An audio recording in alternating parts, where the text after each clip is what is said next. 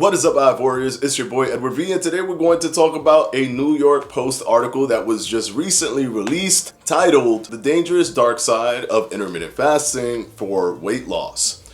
Now, I think this is important to tackle these kind of intermittent fasting kind of rebuttals. I think it's an important topic that needs to be addressed on both sides, for those who are advocating against intermittent fasting and for those who are advocating for intermittent fasting. Now, I'm gonna go ahead and break it down in this video. Stay tuned.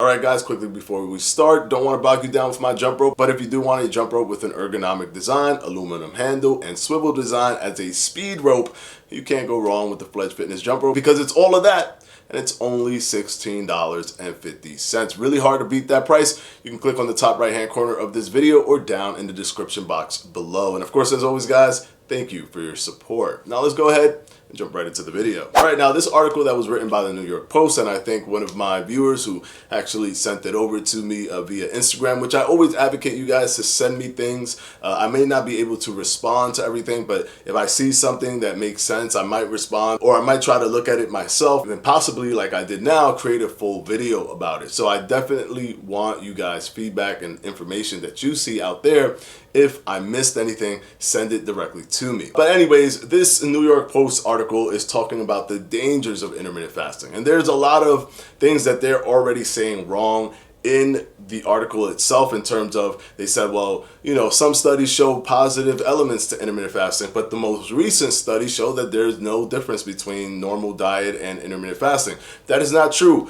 They are still referencing the most recent popular study that shows that there was no difference in terms of weight loss and fat loss with intermittent fasting and the normal diet group. Of course, that study is just a single paper study, and we've had more recent, for example, alternate day fasting studies that do show a positive benefit. And we've had meta-analysis study, which is more powerful than just a study being recent. Just because a study is the newest study does not mean that it is the most rigorous study or the most detailed study in terms of its design. So that could already be pushed to the side. The fact that they're stating that the most recent study is the study that shows that there's no difference, when that is just not the case. And just to put things into perspective, in 2020 alone, there were over 7,000 plus different studies on intermittent fasting with different types of methodologies and variations for different specific things, but over 7,000 plus. So studies are constantly coming in. It's my job to sift through them and see which ones are important and can be applicable for you guys. But the main topic here, the main thing that they're trying to stress, is that intermittent fasting is not good if you have an eating disorder, or intermittent fasting can create an eating disorder or just exacerbate an eating disorder.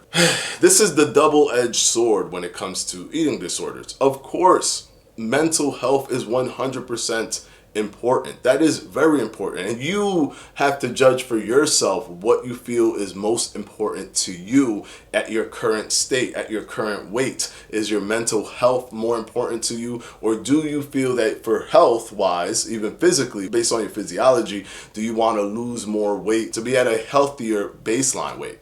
That is up to you. But here's another thing when it comes to eating disorders, is that, guess what? If you want to lose weight, if you feel that you need to lose weight for health purposes, not even talking about vanity, just for health purposes, if you feel that you are morbidly obese or obese and you want to lose weight, you have to apply an intervention. You have to. There's just no other way around it, because you are not morbidly obese by accident and you just weren't doing normal things that you normally do, and you're doing this crazy different thing that over years and years and years that got you to be morbidly obese or obese. No, you've been doing something the same way for years habitually. That is why you're at the weight that you are. So if you apply an intervention, any intervention can trigger an eating disorder. Any intervention can exacerbate an eating disorder. I think the thing is, I think the reason why people like to scapegoat intermittent fasting is because it has the word fasting in it. But intermittent fasting does not mean not eating. And I know that sounds like an oxymoron and your brain is probably exploding if you don't know anything about intermittent fasting, but it doesn't mean not eating. Intermittent fasting is literally eating and not eating. It's intermittently eating and intermittently fasting. You can literally call it intermittent eating, or you can call it eating and fasting. It's both. It's not eating and eating together. That's what the intermittent part is all about. So if you think about it in its technical term, just technically speaking, you can eat just as many calories and just as many nutrition and just as many nutrient-rich foods as the next guy who isn't doing intermittent fasting. You just are condensing your fast. That is not in any way, shape, or form starvation. Our bodies are well equipped to easily fast for 16 hours with no issue at all. That's what we evolved to do. We've evolved to do intermittent fasting. It also negates the fact that intermittent fasting alone, even without the weight loss, has its own innate health benefits that come with it. So there are health benefits with intermittent fasting physiologically. Now, let's say you don't do intermittent fasting, but you're prone to having an eating disorder. Okay, so let's not do intermittent fasting, but you need to lose weight. That's the thing that you figured you need to do. You could just eat at a lower calorie. You could just reduce your calories. But now, if you have an eating disorder, you may just constantly reduce your calories. Even if you make it to the goal weight, you may never increase your calories. And now you've gone into this dark hole, this abyss of your eating disorder because of the lowering of calories. Or if you just switch your diet and you eat a specific thing that may not have all of the nutrients, but it helps with weight loss. Now you're stuck eating that thing because you're so scared of the weight gain. Eating disorder can be triggered by anything. It's funny to me that they always want to use intermittent fasting as a scapegoat because it has the word fasting in it. They're still trying to stigmatize that word fasting, but they forget about the intermittent part, which is the part where you're actually eating. Intermittently fasting, which means that you're eating as opposed to fasting every single day. And you can eat the same amount of calories as the next guy, which I have to reiterate, you can eat the same amount of calories as the next guy when you're doing intermittent fasting. And then they say people who have eating disorders can use it as a cover. You can just use it as a cover. Go to a restaurant and tell their friends, well, I'm not going to eat because I'm doing intermittent fasting. Haha. But if you have an eating disorder and you eat specific foods that are not fed, that are not served at the restaurant, you can say, well, I'm not going to eat because this is the specific foods that I eat. If you have a caloric limit and you could say, hey, I've reached my caloric limit for the day, so I'm not going to eat. A person who has an eating disorder and wants to go through with the feelings of those eating disorders will do that regardless of whatever intervention that they apply. And they will use the intervention as their cover to keep pushing through that eating disorder, which I definitely feel it should be addressed. Definitely. Mental health is 100% important. But here's the thing. Most of these people who push back against intermittent fasting are dietitians. In the early 90s, dietitians started to create a system called intuitive eating. And intuitive eating has helped many people with their mental health, especially with eating disorders. So kudos to intuitive eating for that. But when intuitive eating is pit against any diet, intuitive eating, unfortunately, does not provide weight loss benefits. It's based off of eating from what your body tells the cues of your body for hunger.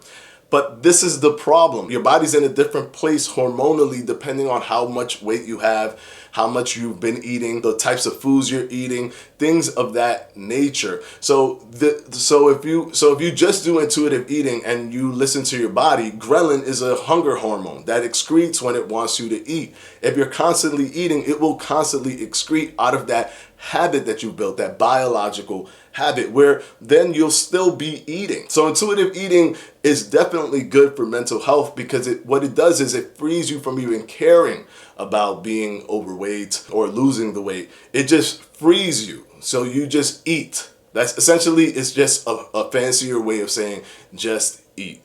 Eat when you're hungry. don't eat when you're not hungry, which is what everybody does when they're not paying attention or creating any type of intervention. You apply an intervention and there's always going to be a possibility for somebody to have somewhat of an eating disorder. Eating disorders have been here forever, and people have not been doing intermittent fasting as the tagline intermittent fasting for as long as people have had eating disorders. So you have to think about those things at the same time.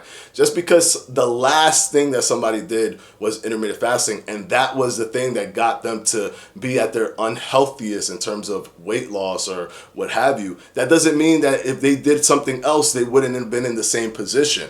Stop using intermittent fasting just because the word fasting is in the tagline and making it so that you can fearmonger on that tagline of fasting. There are health benefits that come with fasting. You can do intuitive eating if the mental health part of it is important to you, or if you're prone to things like eating disorders. But keep in mind that if you want to lose weight, there has to be an intervention. It doesn't have to be intermittent fasting. It doesn't have to be.